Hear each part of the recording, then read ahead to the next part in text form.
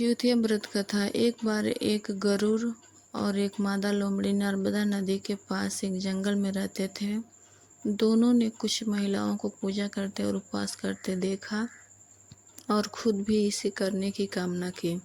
उसके उपवास के दौरान लोमड़ी भूख के कारण बेहोश हो गई और चुपके से भोजन कर लिया।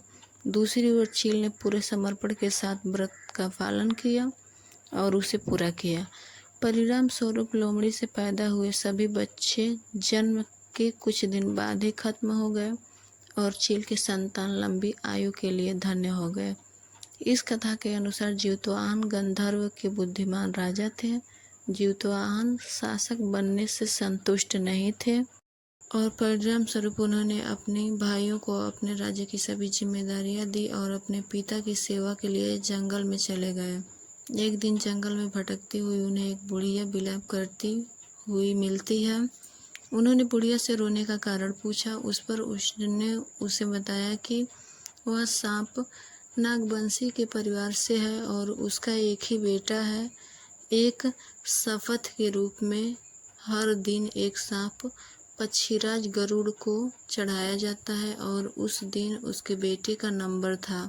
उसकी समस्या सुनने के बाद जितवाहन ने उन्हें आश्वासन दिया कि वह उसके बेटे को जीवित वापस लेकर आएंगे।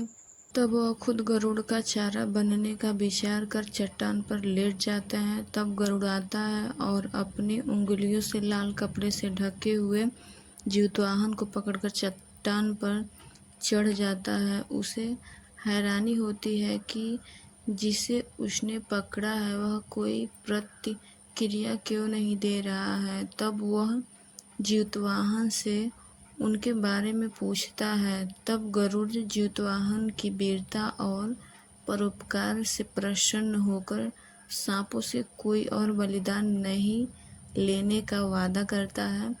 मान्यता है कि तभी से ही संतान की लंबी उम्र और कल्याण के लिए ज्योतिया व्रत मनाया जाता है।